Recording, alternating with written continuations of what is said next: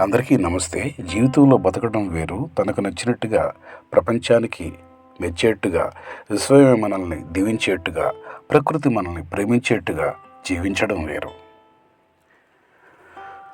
మరి పట్టుకుట్టి కోసమే తెలివితేటలన్నీ ఉపయోగిస్తూ భవిష్యత్తులో ఈ శరీరంకి కావలసిన సౌకర్యాలు, సుఖాలు, ఆనందాలు అన్న విషయంలోనే మనం ముందడుగులు వేస్తూ, మన వంశానికి కూడా కావలసిన సౌకర్యాలు, సుఖాల వేటలో అనుకున్నవి ఎంతో కొంత సాధిస్తూ నడుస్తున్నాం, పరిగెడుతున్నాం, తంటాలు పడుతున్నాం, సరిపెట్టుకుంటున్నాం, సరిదిద్దుకుంటున్నాం, బతుకుతున్నాం.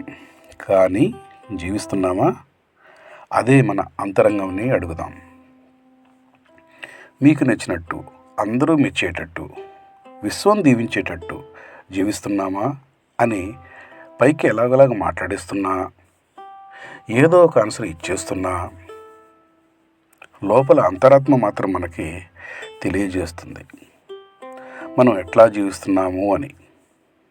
పైకి చెప్పుకోలేని ఒక నైరాస్య భావం, పైకి కనపడని లోపల అసంతృప్తి ఎంత ఉన్నా, ఏదో కావాలన్నా ఒక ఆరాటపు పరుగు, ప్రపంచం పరుగు పందెంలో బతుకులు గమనిస్తూ ఉన్నాం. కానీ వయసు, కాలము, అనుభవం ఎక్కడో మలుపు తిప్పుతున్నా జీవితాన్ని నిరాశలో పుట్టిన విరక్తి వైరాగ్యంగా మార్చుతుంది. ఇప్పుడు వైరాగ్యం అంటే సరి భయపడిపోతుంది ఈ ప్రపంచం. అసలు మాట్లాడే తెలుగు భాష మారిపోయింది. అర్థం చేసుకోక అపార్థం చేసుకుంటున్నారు. శ్వాస తీసుకోవటమే తెలియట్లేదు. తీసుకున్న ఆహారం కల్తీయే మంచిదా అర్థం కావట్లేదు.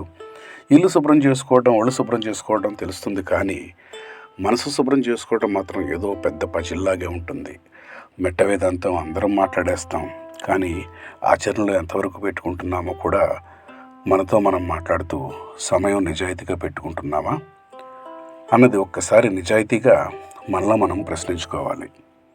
మనలో మనం మార్పే సమాజంలో మార్పు, ప్రపంచంలో కూడా మార్పుగా కనబడుతుంది.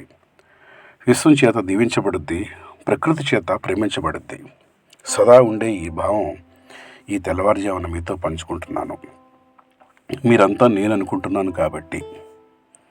అందరూ ఆత్మస్వరూపమే, అందరూ ఆత్మీయులమే, అందరూ సత్యసాధకులమే, అందరూ సత్య మార్గంలో ఉన్నవారమే. లోకా సమస్త సుఖినో భవంతు, సమస్త సన్మంగళాని భవంతు. శివోహం శివోహం శివోహం శివోహం. అప్పాజీ మోటివేషన్స్ని ఆదరించండి. Please subscribe, like, share, comment. ఆత్మీయులందరికీ నమస్కారం. నమస్తే.